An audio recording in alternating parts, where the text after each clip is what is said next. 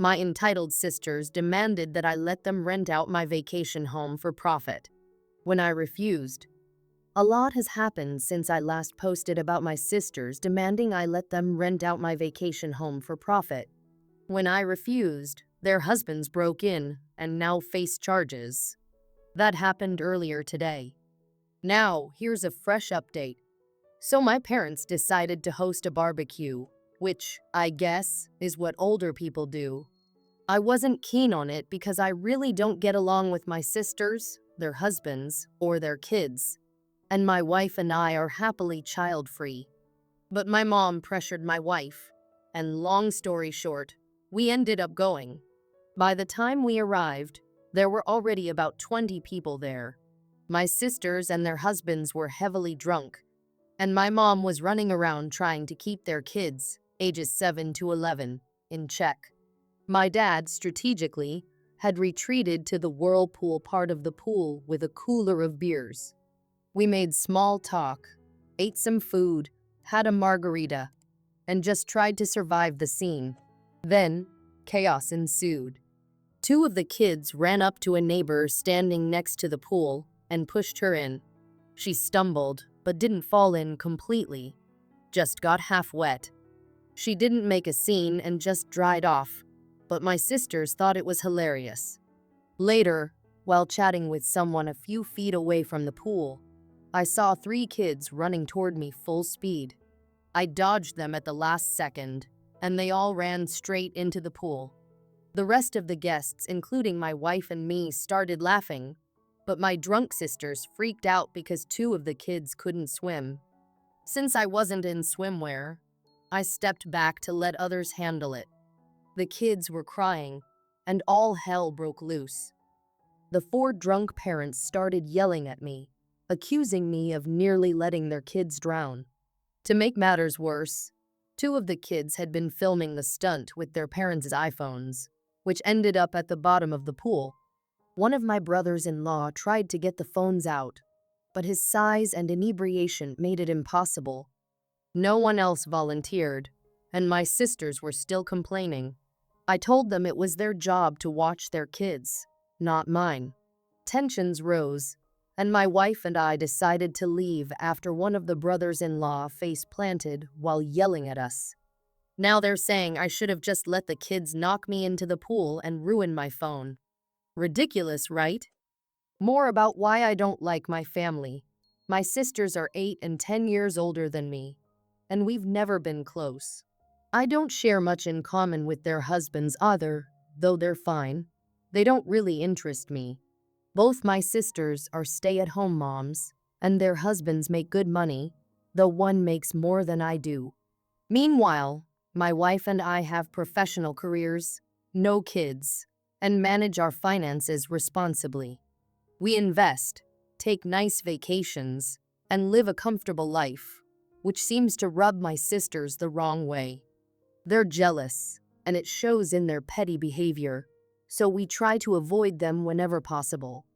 My wife's more tolerant than I am, but even she's fed up after this incident. The aftermath and the apology the night after the barbecue, my drunk brother-in-law ended up at urgent care after injuring himself while yelling at me. My sisters then started a group text, hurling nasty comments my way, with their husbands joining in. My wife and I blocked all of them. My mom, upset by the situation, suggested a talk the next day, with my sisters and their husbands coming over, without the kids. It led to a half-hearted apology, relayed through her. I unblocked them, thinking things were resolved. But then, one of my brothers-in-law texted, demanding I pay for phones they lost in the pool. I refused, forwarded the message to my parents, and told them we were done with the drama. I blocked everyone again. My dad, always the easygoing one, called them out. He told them they were banned from the vacation house and could no longer come to his place. This was huge. Unbeknownst to my sisters, my parents had secretly been planning to pass the vacation house on to me. The revelation shook them, especially since they'd been using the house for years, assuming they had free reign. The final break, a few days later, my sisters showed up unannounced to apologize in person. We were at dinner, so they left a note, and one even called me at work, which I ignored. At this point, I've decided that going no contact is the best thing for my peace of mind. It's been over 3 weeks now, and I'm done with the drama. Since blocking them, life has been quieter. I didn't realize how much low-level drama they caused, but it's clear now. As for the vacation house, my parents control it, and they've made it clear my sisters are no longer welcome. My wife and I are fine with that, and we've already planned to sell the property when my parents are older. No more dealing with my sisters' expectations. They can figure things out on their own. Final thoughts, we're sticking with no contact, and I'm at peace with that. My parents are still cool about everything, but I suspect they'll eventually ease up on their stance. As for my sisters and their families, they're likely stressed about the vacation house situation. But honestly, I'm done with them. They don't seem genuinely sorry, they just want something from us. Update, August 17th, 2023. It's been almost a month, and things have settled. My sisters admitted the kids could swim, but they still played the "we couldn't swim" card to cover their embarrassment. I'm done caring. The vacation house isn't a point of contention anymore, it's just a burden I don't need. I completely agree their apologies aren't sincere, and I have no intention of interacting with them anytime soon, especially about the vacation home. Technically, I own it and cover the expenses, but I bought it for my parents, who've always wanted a getaway place. I'm financially fortunate, and the property has tripled in value since I purchased it. I don't mind if my parents let my siblings use the house, but I'm enjoying the discomfort my sisters are feeling now that they know I bought the place for my parents without telling them. When they visited last week, Dad changed the lock code, so now only he, Mom, my wife, and I have access. September 12th, 2023, 2.5 weeks later, my parents are done managing the vacation house. They've handed over responsibility to me, which I understand, but I'm disappointed because the house was meant for them to enjoy. I've secured the place with a heavy-duty chain, keypads, security cameras, and a lock on the water shut-off valve. Only my wife and I have the key. Both brothers-in-law called, trying to convince me to let them use the house, but I refused. The older one, who couldn't get in for a guys' weekend, was furious when he found the new lock. He admitted they'd been renting the house out for extra cash. I told him he couldn't use it anymore, and he didn't argue much. I'm considering selling the house. My wife and I won't use it enough, and with the way things are with my sisters, I don't see any family gatherings happening there anytime soon. My parents didn't care when I mentioned selling, but the property has tripled in value. I'll likely wait before making any decisions. October 16th, 2023, 1 month later, I hired a property manager to take care of the vacation home. He checks the property once or twice a week and has access to the security cameras. It's worth the $450/month for peace of mind. Tonight, my parents told me my sisters had been pressuring them to let everyone use the vacation house for Thanksgiving. Thanksgiving had become a tradition, but not for me and my wife. We've only gone once in 5 years. My dad refused to bring it up with me, knowing I'd say no. Instead, they're renting an Airbnb in the mountains for the gathering. My parents have decided to keep the vacation home, but I know they'll never let my sisters back in. They've told me they want the family to reunite there one day, but I don't see that happening. Honestly, I'd prefer to sell it and move on, but I can live with keeping it as long as my parents use it occasionally. October 26th, 2023 update. I'm still not in contact with my sisters or their husbands. Both have called from new numbers, but I'm ignoring them. It's clear they want something, either access to the vacation home or to manipulate me, but I don't care anymore. My parents mentioned my oldest sister and her husband are getting rid of their SUV and other things to cut expenses. My middle sister's husband is attached to his truck. It's practically part of his identity, which is one reason I've never gotten along with him. I've considered turning the vacation house into an Airbnb, but I'm not doing it. It would cause too much drama, and I don't want to stress my parents. Plus, I'd have to deal with the wear and tear, and it's not worth the hassle. Update. Post 5, November 27th, 2023. 1.5 months later, I'm still dealing with fallout from the whole situation.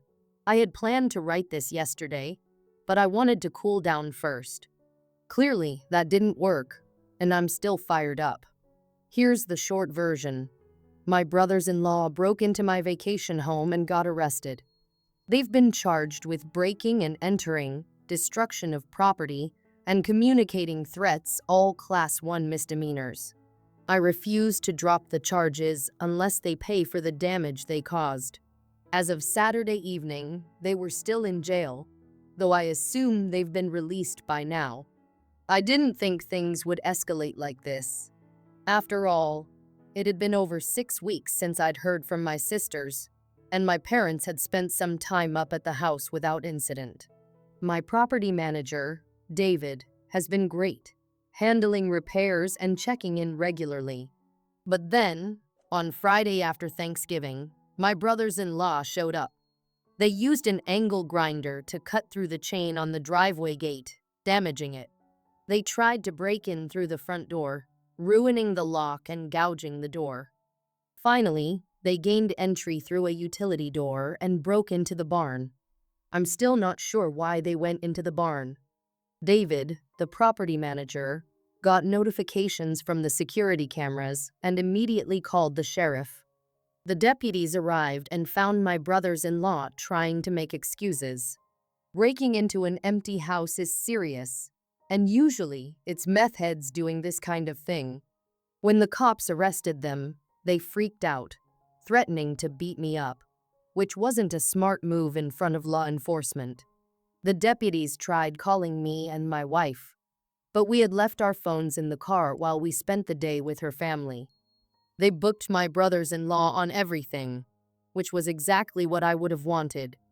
My sisters called from jail, trying to get us to drop the charges, but I wasn't having it. They even tried contacting my parents, who were pressured into asking me to drop the charges, which I refused. I told them that I would only consider it once I was fully compensated for the damage. When I finally spoke to my parents, my mom was in tears, pleading with me to let it go. I told her there was no way I'd back down unless I spoke with a lawyer and unless I got paid for the repairs.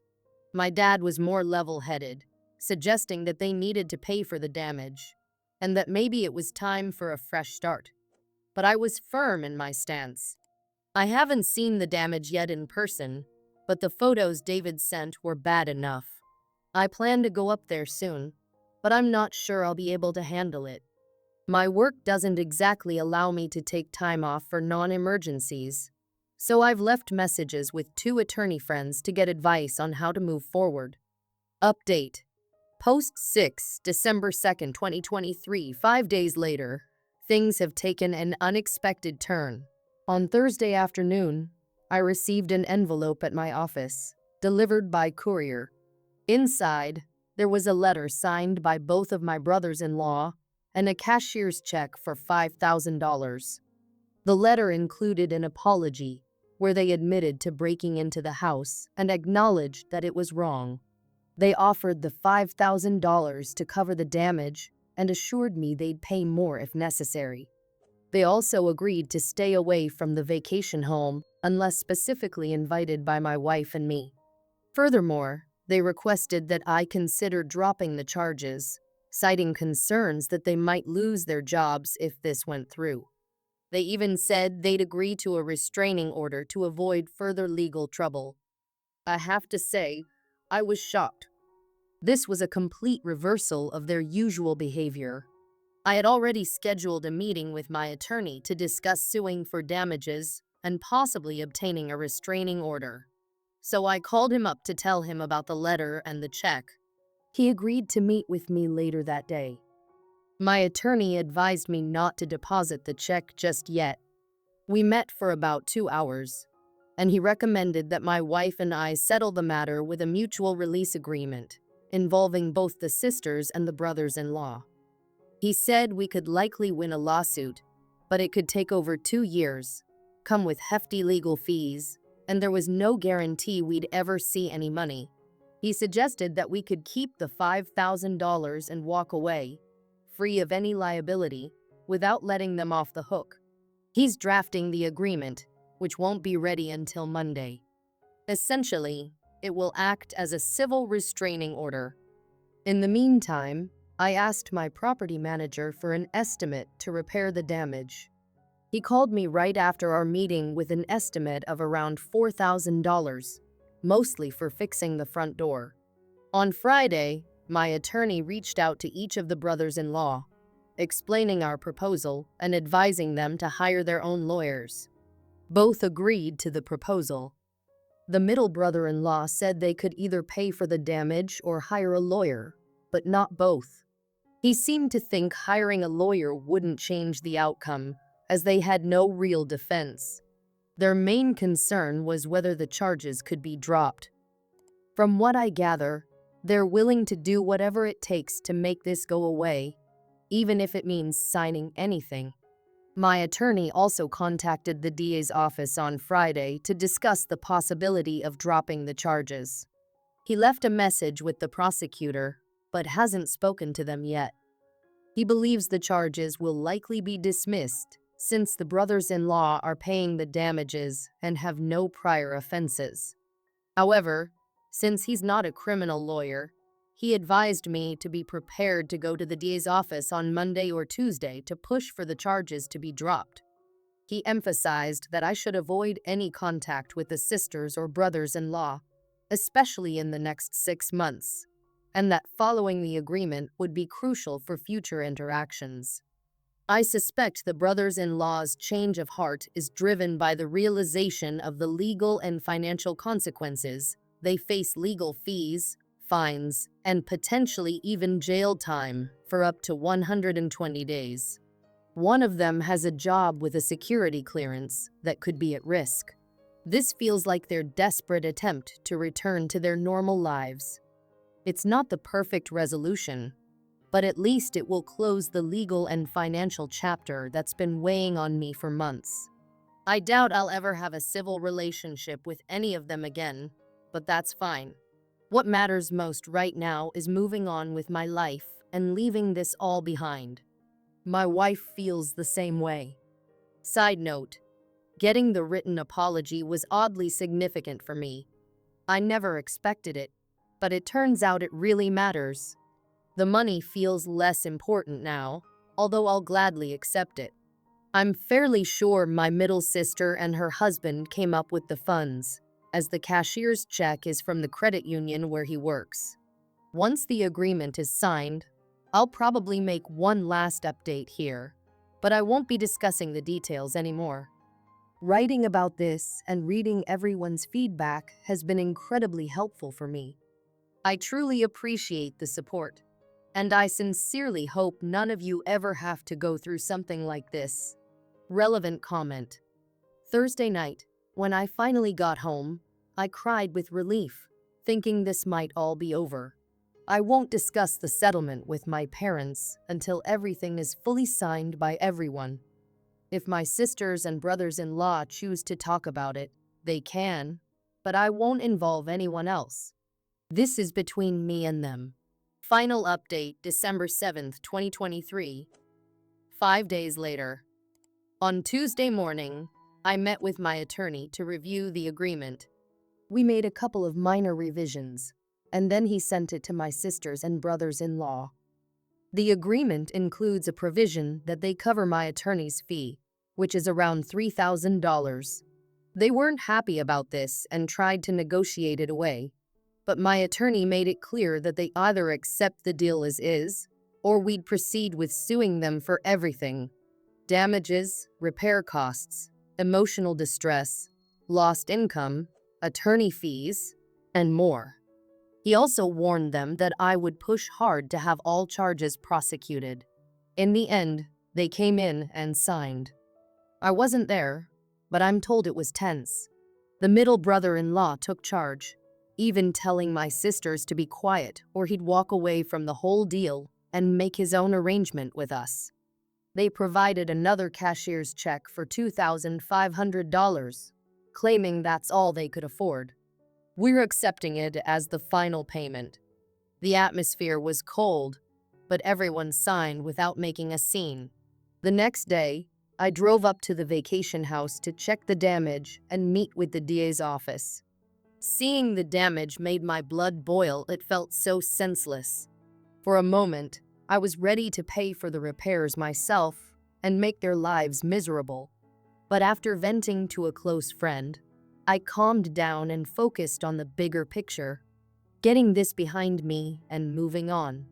At the DA's office, I learned that since I don't want to prosecute and the brothers-in-law have already paid for the damage, they're willing to drop all charges except for trespassing, which will be a Class 2 misdemeanor. The brothers-in-law will have to plead guilty and pay whatever fine the judge sets. If they fight the charge or cause further trouble, it won't end well for them. I also stopped by the sheriff's office to thank them for their quick response. I couldn't meet David, the property manager, but I'll be in touch with him soon. A few final points. The agreement includes a no-contact clause. If any of them show up where my wife or I are, the person who shows up last will have to leave immediately. Contact can only happen through attorneys or mutually agreed upon third parties. They get to keep whatever they made from renting the vacation house, and I'll be responsible for any tax consequences. But we release each other from all other liabilities up until now. Once my wife and I sign, that's it. I won't be discussing it anymore.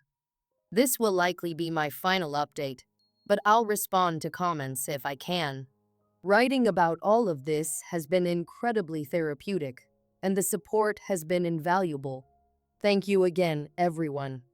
Relevant comment. It's been hard not to be vindictive, but right now I'm glad I wasn't. If they cause more drama later, I may regret it, but as long as they stick to the agreement, I won't have to deal with them again. The family dynamics are definitely messed up, but I've only told my parents that we're trying to work things out.